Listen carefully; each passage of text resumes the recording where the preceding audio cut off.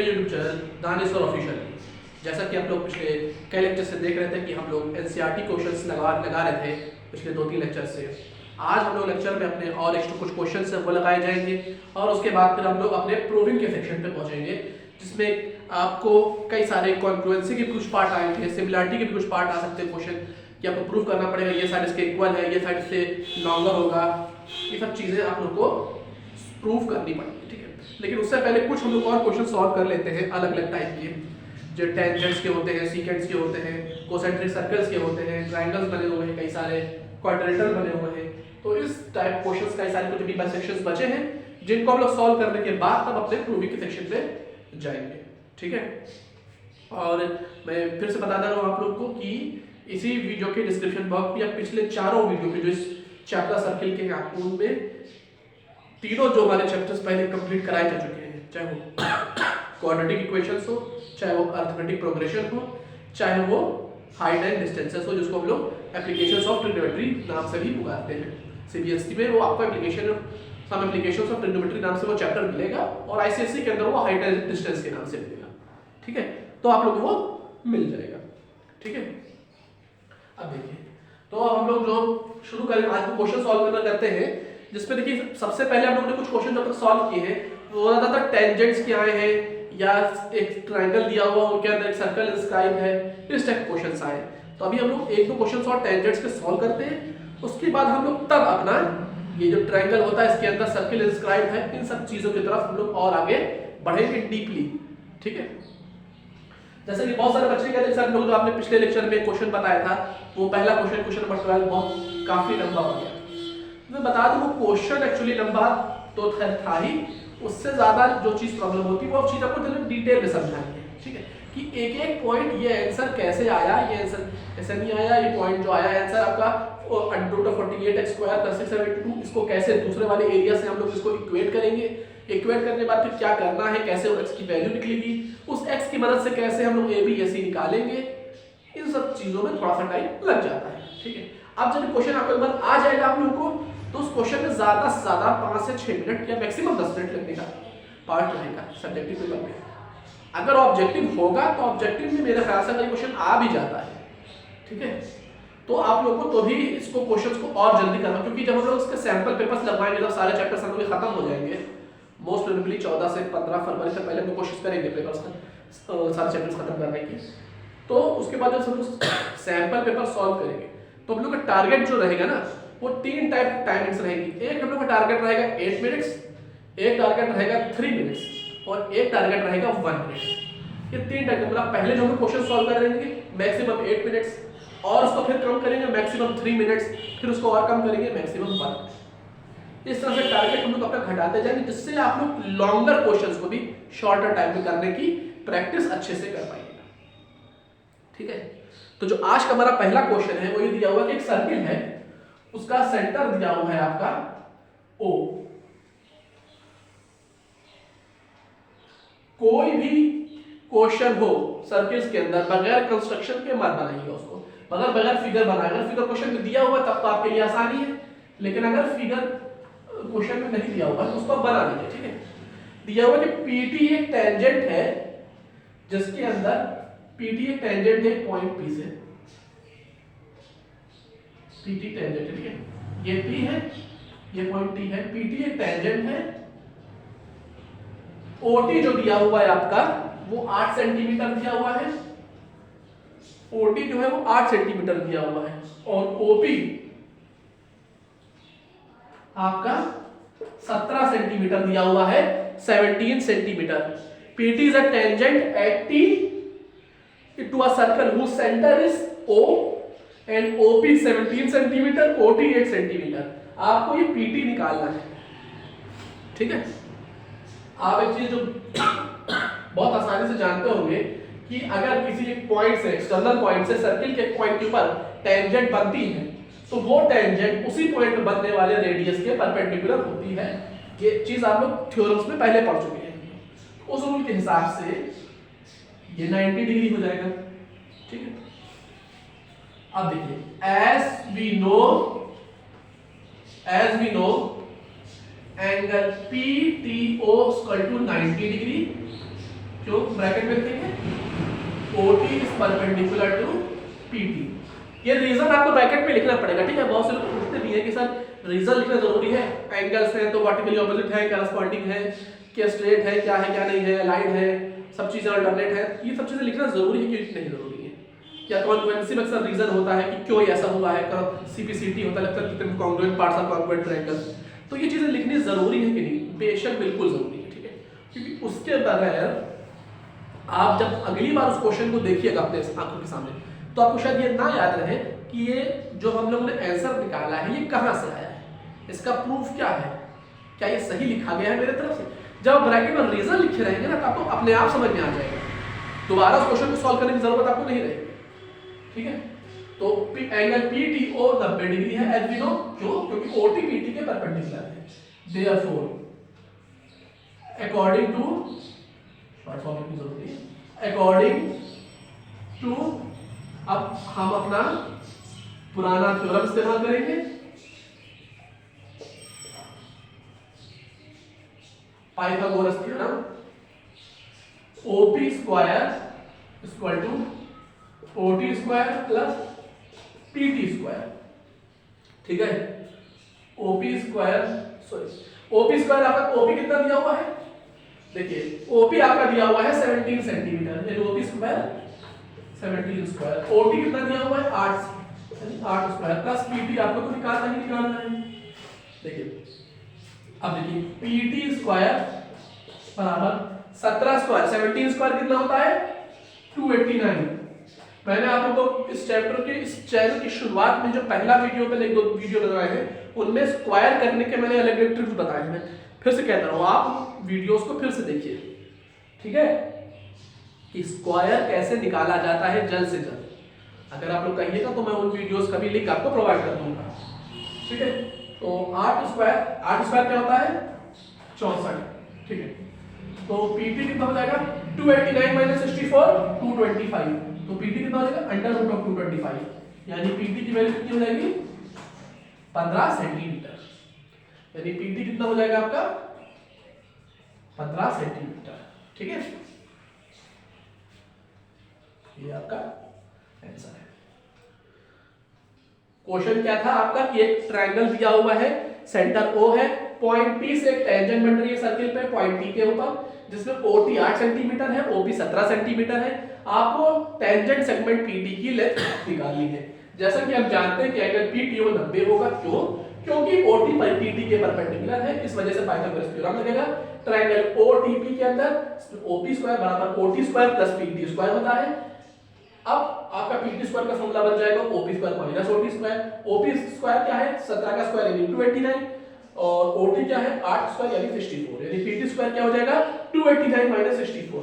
अब 289 माइनस 64 कितना होता है 225, तो PT कितना हो जाएगा अंडर रूट ऑफ 225, यानी 15 सेंटीमीटर PT की वैल्यू आपकी आ जाएगी, ठीक है।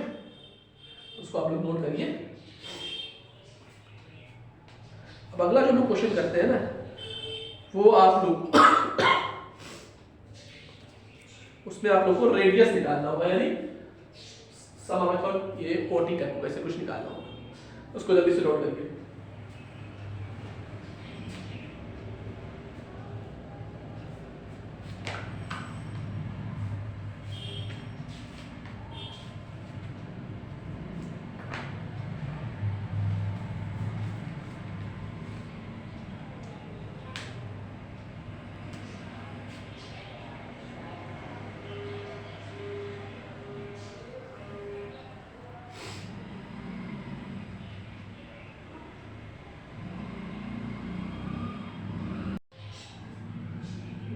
अब अगला क्वेश्चन हम उत्तर पढ़ते हैं अपना, उसमें भी दिया हुआ है कि सर्किल दिया है,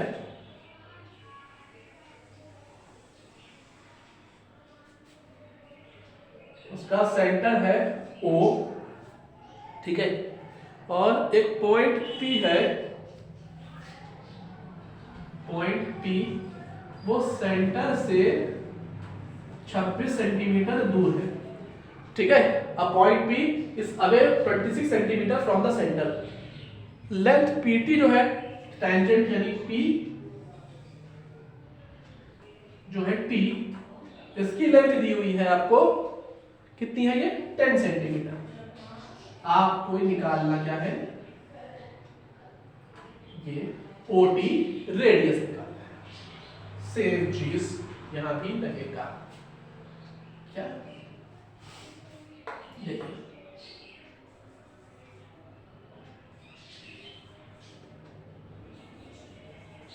as we know angle PTO equal to 90 degree, ठीक है, angle PTO equal to 90 degree क्यों, तो OT is perpendicular to PT, ठीक है। Therefore पाइथागोरस थ्योरम के हिसाब से क्या हो जाएगा, according to पाइथागोरस थ्योरम क्या हो जाएगा आपका क्वेश्चन, हो जाएगा OP स्क्वायर बराबर OT square plus TP square, ठीक है। ये हो जाएगा आपका OP कितना है 26 का स्क्वायर इक्वल टू OT आपको निकालना है प्लस PT कितना है 10। 26 का स्क्वायर कितना होता है आपका, 26 का स्क्वायर होता है 676 minus 10 square 100 equal to OT square, ठीक है। तो OT कितना हो जाएगा 676 माइनस 100 576, यानी OT कितना हो जाएगा अंडर रूट ऑफ 576 24 सेंटीमीटर आपका, ठीक है। 24 सेंटीमीटर आपका रेडियस OT हो जाएगा, ठीक है। अब अगला जो हम लोग बढ़ते हैं आगे क्वेश्चन की तरफ, इसमें से थोड़ा सा आपका जो काम है वो पढ़ेगा, ठीक है।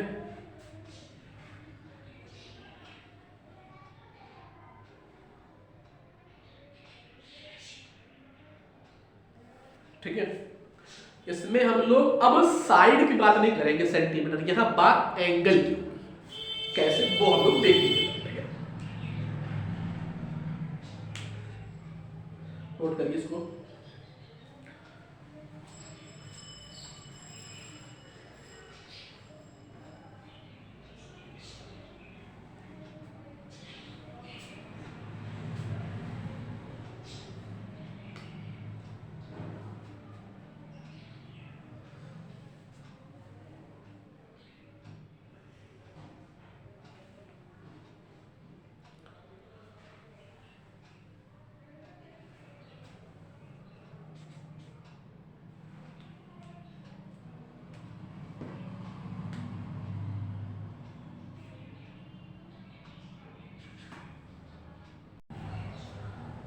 ये देखिए अब आपके सामने क्वेश्चन है, ठीक है।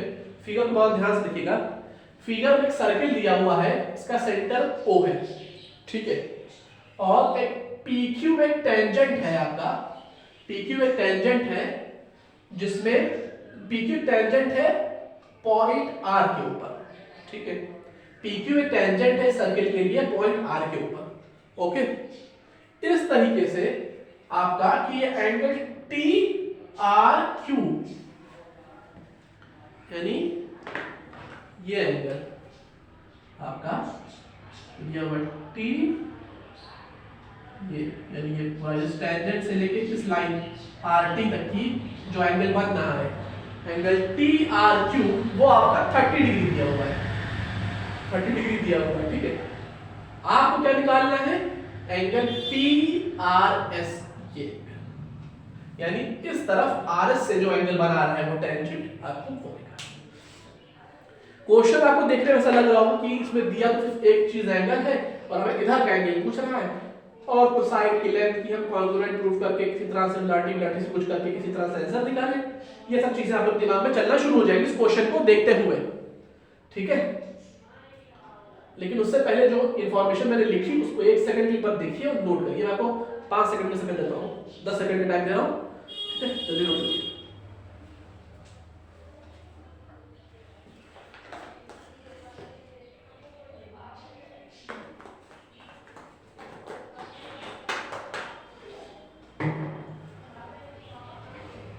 देखिए क्वेश्चन जो है आपका उसमें आपको समझ में आया ना, एक टेंजेंट है PQ पॉइंट R के ऊपर, उस पॉइंट R से सर्किल के अंदर एक कॉर्ड बन रही है RT, दूसरी तरफ उसी पॉइंट R से रेडियस के दूसरी तरफ एक कॉर्ड बन रही है RS, इस टाइप से, ठीक है।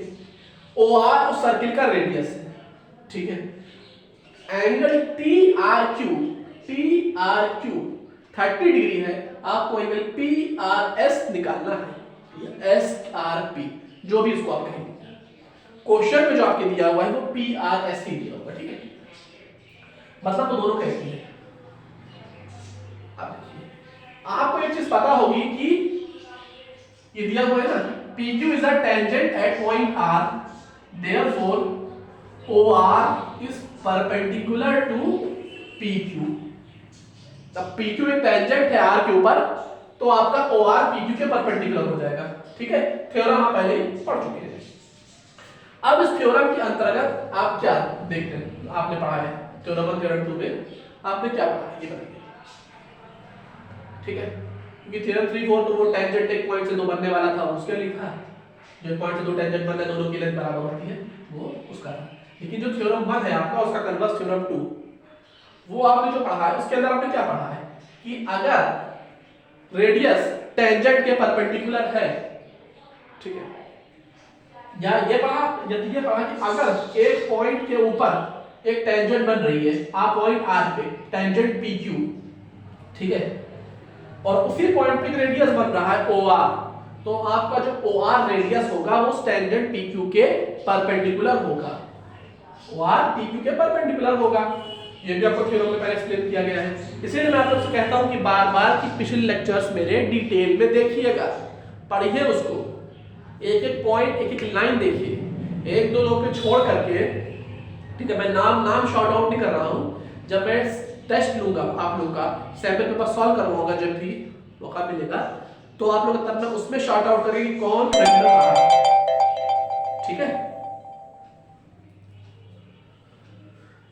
तो आप लोग पूछते रहिए डाउट, दो लोग को छोड़ करके कोई डाउट किसी के पास रिप्लाई नहीं आता, तो मैं यही समझ रहा हूं कि आप लोग को मेरा पढ़ाया हुआ चीज चैप्टर समझ में आ रहा है, ठीक है।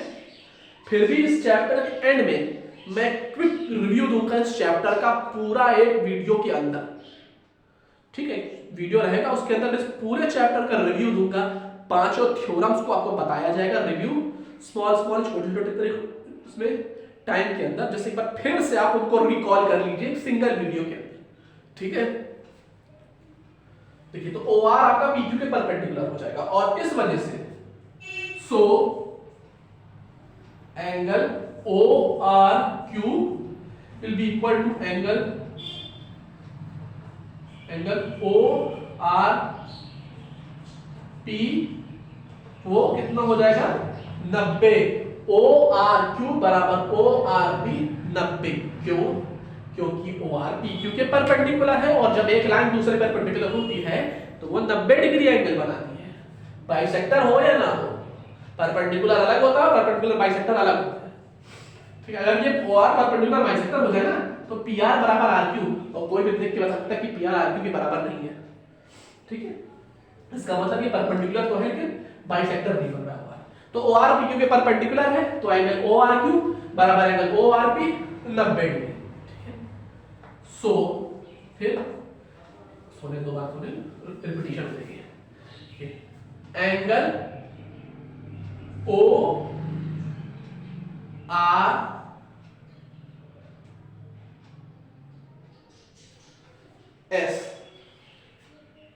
Plus angle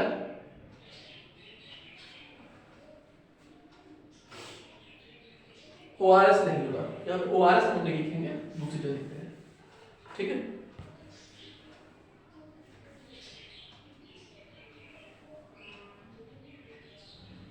angle ORT plus angle TRQ, ये बराबर हो जाएगा किसके, ये ORT ये वाला एंगल और एंगल OTRQ, ये दोनों मिल के बराबर हो जाएंगे एंगल ORQ के बराबर। किस पूरे महान विशाल एंगल के बराबर हो जाएंगे, ORQ के बराबर थी। ORQ जो बड़ा एंगल है इसके अंदर ORT प्लस TRQ ये दोनों एंगल्स हैं। समझ में आया ना कि ORQ के अंदर बड़े एंगल के अंदर आपके लिए ORT भी है और TRQ भी है, ठीक है, वही लिखा है ORP। ORT है कितना नहीं पता है तो निकालिए, TRQ कितना है 30 और ये 90, तो देयरफॉर एंगल ORT कितना हो जाएगा 90 माइनस 30 60 डिग्री हो जाएगा आपका, ठीक है। 90 माइनस 30 कितना हो जाएगा आपका 60 डिग्री। पहले इसको नोट करिए।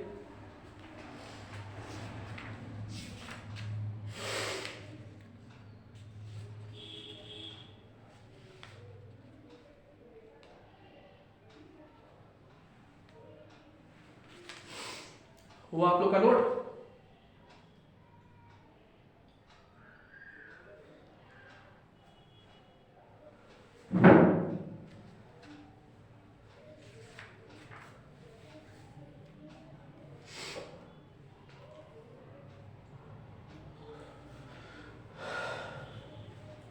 भी करने के हो गया होगा आप लोग का, करिए जल्दी नोट।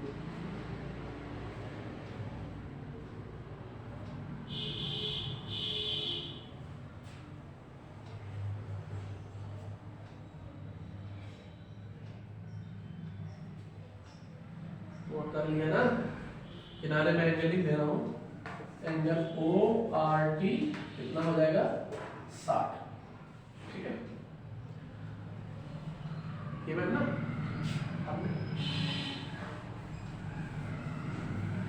क्वेश्चन के अंदर गिवन चीज तो हटाई नहीं जाएगी, तो लिखिए ये जो क्वेश्चन गिवन थी, ठीक है। अब देखिए आपके पास एंगल ORT आ गया 60 डिग्री, आपको निकालना क्या है PR। सभी आप लोग सोच रहे थे कि इसको तो जरूरत ही नहीं थी, अभी पता चलेगी आपको जरूरत कैसे है इसकी, ठीक है।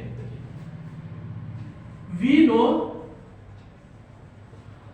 क्या हम जानते हैं PQ is a straight line. PQ एक स्ट्रेट लाइन है, बहुत बड़ी बात नहीं है, ठीक है। तो आप ये जानते हैं कि स्ट्रेट लाइन के ऊपर पड़ने वाले सभी एंगल का सम 180 होता है, ये आपको पता होना चाहिए, ठीक है। PQ एक स्ट्रेट लाइन है, उसके अंदर उसके ऊपर पड़ने वाले सभी एंगल्स का सम 180 होता है, जिसको हम लोग स्ट्रेट लाइन प्रॉपर्टी बोलते हैं या लीनियर प्रॉपर्टी बोलते हैं ऑफ ए स्ट्रेट लाइन, ठीक है, जो बोलते हैं उसको। तो उस कंडीशन में angle PRS plus angle TRS plus angle TRQ बराबर 180, ठीक है। ये हुआ आपका, लिखा रही as we know PQ is a straight line, angle PRS plus angle TRS plus angle TRQ is equal to 180, ठीक है।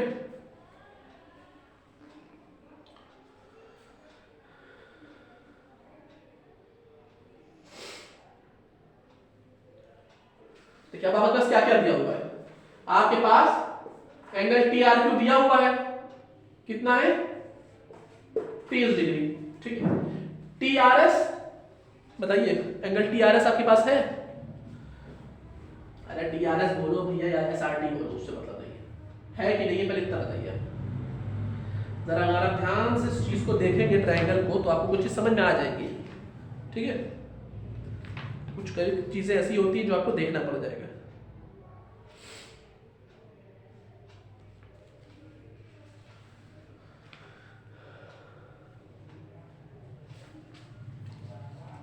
देखिए आप लोगों ने प्रॉपर्टी डायमीटर भी पढ़ी होगी, ठीक है।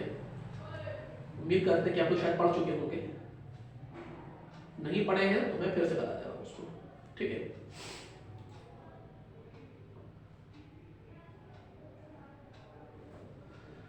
अगर देखिए ST एक डायमीटर है ना, ST एक डायमीटर है, ये तो आप जानते ही होंगे। ST एक डायमीटर है, तो diameter rule of a circle ये कहता है कि अगर कोई डायमीटर बना हुआ है, एक सेंटर से पास करेगा ये डायमीटर बनेगा, तो उसके द्वारा बनने वाला जो भी ट्रायंगल होगा, जब वो सर्कमफ्रेंस पे सब्सटेंड करेगा तो जो वो एंगल बनता है वो हमेशा 90 डिग्री बनता है, यानी एंगल TRS जो होगा वो 90 होगा। ठीक है, अब क्योंकि अब देखिए TRS को वैसे भी हम दो हिस्सों में तोड़ सकते हैं, ये वैसे भी देखने से साफ पता चल रहा है कि एंगल TRS जो है वो 90 डिग्री होगा। ठीक है, एंगल जो TRS है वो 90 होगा। क्यों? क्योंकि ये देखिए 30 है तो ये 60 है, ये पूरा 90 है और ये भी 90 है। ठीक है, उसको देखिए, सॉरी, TRS कितना हो जाएगा? 90 हो जाएगा और एंगल TRS, ठीक है, इक्वल टू 180। ओके, तो एंगल PRS कितना हो जाएगा? 90 प्लस 30 120, 180। एंगल PRS बराबर 180 माइनस 60 डिग्री। PRS बराबर 60 डिग्री। ठीक है, ये आपका आ गया। ओके, नोट करिए, तब मैं इसको एक्सप्लेन करता हूँ। फिर अब मैं आपको बताता हूँ कि इसकी जरूरत ORT क्यों नहीं पड़ी और इसकी जरूरत के साथ भी हम कैसे सॉल्व कर सकते थे, और मैं इसको ORT को क्यों छोड़ा इस सेक्शन में, वो भी आपको बताया जाएगा, लेकिन पहले इसको नोट करिए।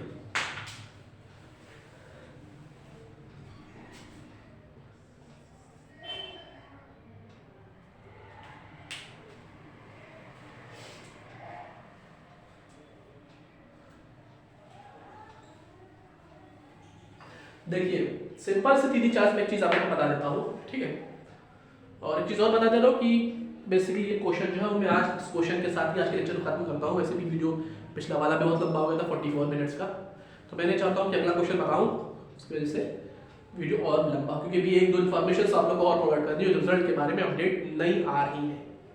ठीक है, उससे पहले इस क्वेश्चन के बारे में हम लोग बात करते हैं। हम लोग इस क्वेश्चन के फर्स्ट सेक्शन में देखा था कि हम लोग ने ये एंगल ORT निकाला था 60 डिग्री। ठीक है, ORT आप लोग का 60 डिग्री निकाला था, लेकिन अब हम जब यहाँ देख रहे हैं तो हम एक दूसरे ही फॉर्मूले पे आ गए हैं कि एंगल PQ स्ट्रेट लाइन होता है, तो उसके ऊपर पड़ने वाले सभी एंगल्स का सम 180 होता है। सभी एंगल्स हैं कौन कौन से? PRS, TRS, SRT plus TRQ बराबर 180। PRS निकालना है प्लस TRS है 90, TRQ है 30, तो PRS निकल गया 60। अब TRS 90 कैसे आ गया? क्योंकि अगर डायमीटर रूल किसी सर्कल का क्या कहता है, अगर इसी सर्कल या किसी भी डायमीटर के द्वारा बनने वाला एंगल जब भी सर्कमफ्रेंस पे सबटेंड होता है तो वो हमेशा एक राइट एंगल होता है। ये हमेशा ध्यान रखिए, डायमीटर के द्वारा बनने वाला कोई भी ट्रायंगल जब सर्कल पे सबटेंड होता है तो एक एंगल हमेशा 90 होता है। ये चीज हम जानते हैं, पहले पढ़ चुके हैं, तो उस वजह से ये एंगल 90 हो गया। अब जब वो 90 हो गया तो आपका PRS 60 हो गया। ठीक, अब आप देख रहे होंगे कि ORT आपने क्या निकाला था? ORT 60 आपने निकाला था, ORT आपका 60 आया था। ठीक है, अब ORT अगर 60 आया था तो आपका ORS कितना आता? खुद गेस करिए, ORS कितना आता? 30 आता। 30 आता ORS ना, ORS आपका 30 आता। मैं फिर से बता दूं तो कि आपको ये ना लगे कि ORT बेमानी हो गया निकालना, आप चाहेंगे तो ORT से भी दिखा सकते हैं, और मैं वो भी एक्सप्लेन कर दे रहा हूं।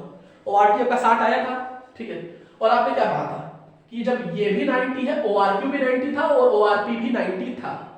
ठीक है, तो ORT आपका 60 आ गया है, ठीक है, और PRQ 30 था तो वो 90 था। सेम चीज will be applies to here also, ये भी तो 90 होगा। जब ये पूरा 90 है आपका, ये देखिए ये पूरा 90 है, पूरा 90 है ना, SRT 90 है ना, तो जब SRT 90 है, TRS जो भी जिसको वो 90 है और ORT 60 है, तो ORS कितना हो जाएगा?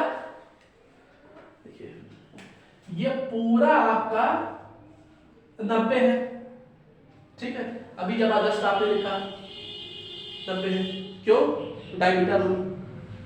ठीक है, 90 है, और ORT आपने पिछले सेक्शन पे, पिछले पार्ट पे भी निकाला था क्वेश्चन के कि ORT आपका कितना आ रहा था? 60। जब ORT 60 आएगा तो एंगल ORS कितना आ जाएगा? 30 डिग्री। जब एंगल ORS 30 डिग्री आएगा और अब ये जानते हैं कि ORP भी 90 है, तो अगर ORP 90 है और ORS 30 है तो बचा हुआ एंगल SRP कितना होगा? 90 माइनस 30 यानी 60। और आपका PRS कितना आया है? 60। तो उस ORT के मदद से भी आप निकाल सकते थे। वो थोड़ा सा लंबा पड़ जाता है इसलिए मैंने उसको वहीं रोक दिया। ठीक है, आया समझ में आप लोग के? उम्मीद करते हैं कि समझ में आ चुका होगा।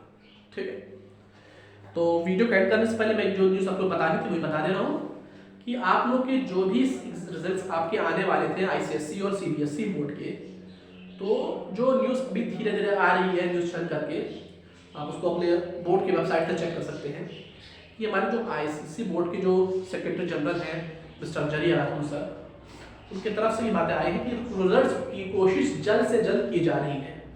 ठीक है, क्योंकि आप भी जानते हैं कि रिजल्ट्स में जितनी देरी होगी उतना स्टूडेंट्स का जो माइंड है वो टर्म टू एग्जामिनेशन की तरफ ध्यान से नहीं लग पाएगा। ये नॉर्मल होता है कि एक तरफ दिमाग में कोने में आपको कुछ और चल रहा है, एक तरफ दिमाग कोने में कुछ और चल रहा है, जिससे चीज़ें नहीं हो पाती। ठीक है, तो जल्द से जल्द बोर्ड कोशिश कर रहा है उसको ले आने की। ठीक है, तो अगर आपको आज का वीडियो पसंद आया हो तो वीडियो को लाइक करिए, शेयर करिए, चैनल को सब्सक्राइब करना मत भूलिएगा। Thank you.